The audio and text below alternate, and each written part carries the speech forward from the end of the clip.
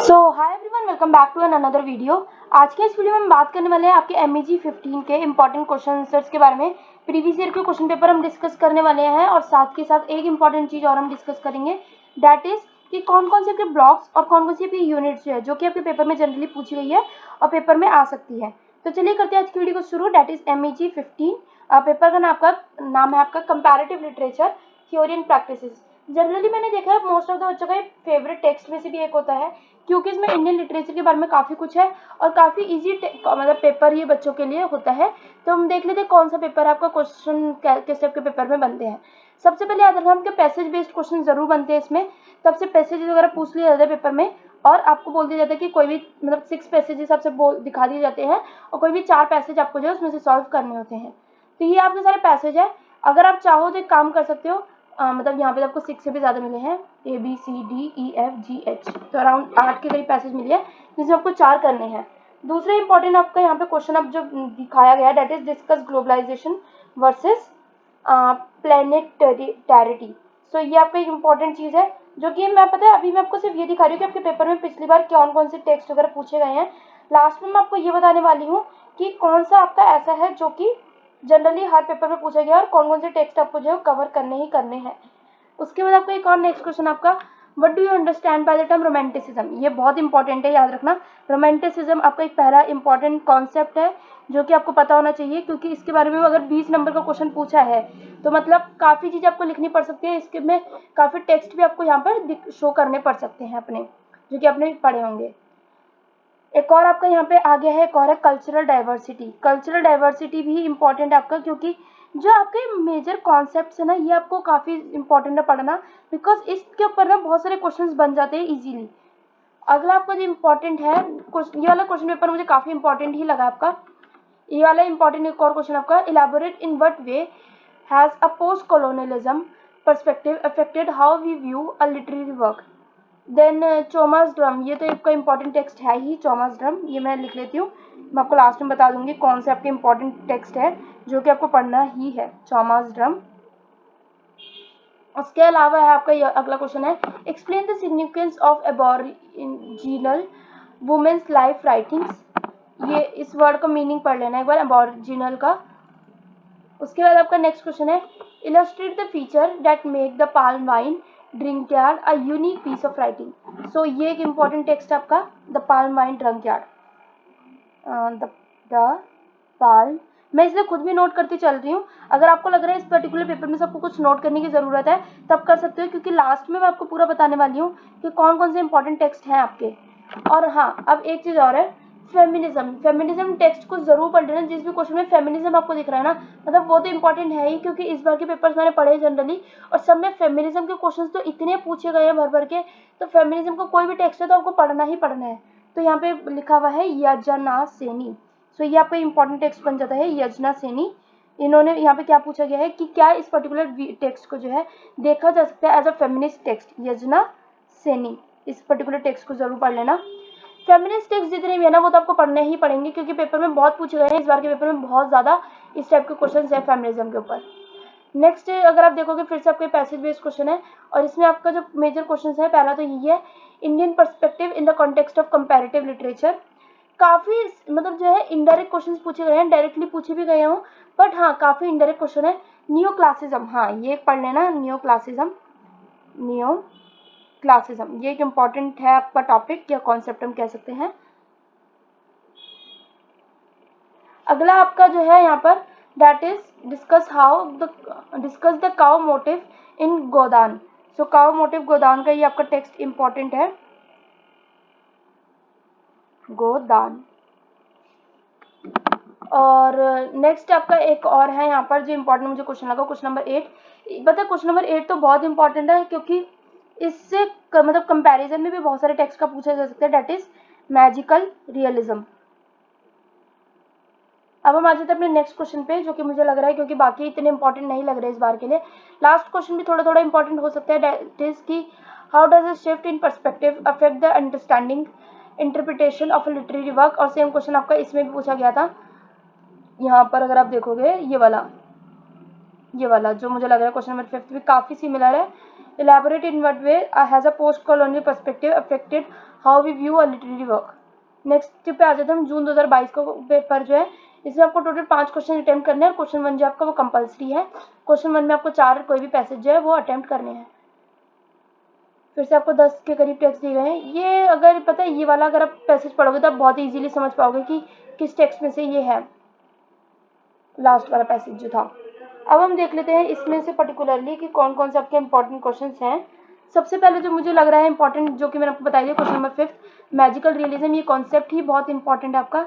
अगला ये इंपॉर्टेंट हो सकता है, that is discuss the symbolic significance of light and darkness in अंधा युग। सो ये आपका एक इंपॉर्टेंट टेक्स्ट बन सकता है, अंधा युग। नेक्स्ट अगर हम देख लेते हैं यहाँ पे, दैट इज चोमास ड्रम। मैं आपको पहले बता सकती हूँ कि इंपॉर्टेंट टेक्स्ट आपका ये, attempt a character sketch of Choma as brought out in Choma's drum. Next हम आ गए हैं हम अपने दिसंबर 2022 के क्वेश्चन पे। फिर से हमारे पैसेज आ गए हैं, टोटल 8 पैसेजेस। हाँ ये रहे। ट्राई करना सबसे पहले ना उल्टे पैसेज पढ़ना शुरू करो, क्योंकि जितना मैंने नोटिस किया ना, जो थोड़े लेंथी पैसेज है ना उसको कवर करना आपके लिए ईजी होगा, क्योंकि उससे आपको टेक्स्ट पर पहचानना काफ़ी ईजी हो जाएगा। अब हम इसमें अगर बात करें, सबसे पहला जो इम्पोर्टेंट क्वेश्चन है यहाँ पे, डेट इज क्वेश्चन नंबर 2 आपको इम्पोर्टेंट लग रहा है। Describe the modernist trends in the west during the beginning of 20th century with suitable example. Next आपका जो यहाँ पर इम्पोर्टेंट है एक ये वाला है, फिर से आगे वाला question number 5, discuss how the Australian aboriginal people are attempting to preserve their history. Important है ये, पता याद रखना इसको। मैं अभी लास्ट में आपको नहीं बताऊंगी ये वाला, तो अभी नोट करके चलो कि आपका इंपॉर्टेंट टेक्स्ट हो सकता है, ये इंपॉर्टेंट क्वेश्चन है। The place of illusions as a feminist text discuss करना है। भाई फेमिनिस्ट का टेक्स्ट जो भी आपको लगे ना थोड़े से भी हैं, तो वो तो अलग ही नोट कर लेना, जैसे यजनासेनी, और अब एक और आ गया हमारा जो कि कौन सा है, द प्लेस ऑफ इल्यूजन। तो 2 इंपॉर्टेंट टेक्स्ट है। अब आपसे पेपर में भी पूछा सकता है, discuss some of your feminist text in your text. तो ये भी आपका 2 टेक्स्ट आपको मैंने बता दिए, यजनासिनी और दूसरा कौन सा है, the place of illusions. Next अब हम आ जाते हैं यजनासिनी के ऊपर। एक और क्वेश्चन है आपका, अगर देखोगे तो question number 9, in what way does the beginning and end of Draupadi narration in Yajnaseni convey the cycle of time. और फिर से एक और आ गया यहाँ पे गोदान का जो क्वेश्चन है हमारा, that is discuss the character of Dhaniya in Godan be called as feminist. Feminist questions बहुत आ रहे हैं। फिर से एक और क्वेश्चन नोट कर लो, यजनासिनी के ऊपर हो गया, गोदान भी एज अ फेमिनिस्ट टेक्स्ट इन्होंने पूछ लिया है, द प्लेस ऑफ इल्यूजन भी इन्होंने फेमिनिस्ट टेक्स्ट के ऊपर पूछ लिया है। अगला अब हम आ जाते हैं नेक्स्ट क्वेश्चन पे। इसका हाँ ये वाला पैसेज ना मुझे थोड़ा इंपॉर्टेंट लग रहा है, सी वाला, I beg of you all one favour, if you should see my lord anywhere my lord white as jasmine call out and show him to me. So ये एक इंपॉर्टेंट जो आपको पैसेज है वो है। और दूसरा ये वाला passage, I live in you like the bird that gazes all night at the passion moon, I have lost myself dwelling in you. बाकी मैंने आपको पहले बता दी, लेंदी टेक्स्ट जो आपको जरूर पढ़ ही लेना। फिर से सेम क्वेश्चन आ गया जो हमारा पहले पेपर में आया था, ग्लोबलाइजेशन वर्सेस प्लानिटेरिटी। तो इस बार ये क्वेश्चन आने के बहुत चांसेस है, तो इसको आप पढ़ सकते हो। चोमास ड्रम टेक्स्ट जो है वो इम्पोर्टेंट है, गोदान टेक्स्ट मैंने आपको बता दिया है वो भी इम्पोर्टेंट है आपका। उसके बाद हाँ ये वाला द पाल्म वाइन ड्रम, यार ये भी इम्पोर्टेंट टेक्स्ट है आपका। नेक्स्ट पे हम आ जाते हैं, लास्ट क्वेश्चन पेपर हमारा आ गया है 2023 दिसंबर का। ये रहे कुछ पैसेजेस।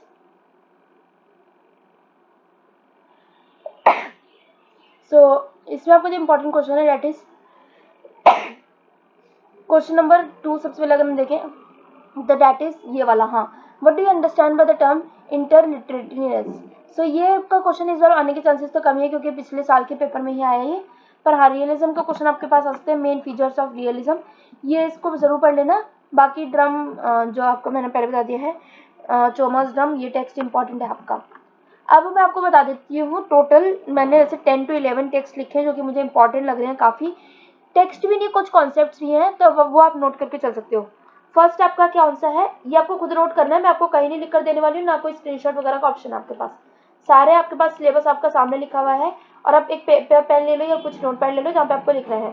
फर्स्ट इंपॉर्टेंट है आपका ग्लोबलाइजेशन वर्सेस प्लानिटेरिटी, ये आपका इस पेपर में बहुत चांसेस से पूछा जा सकता है।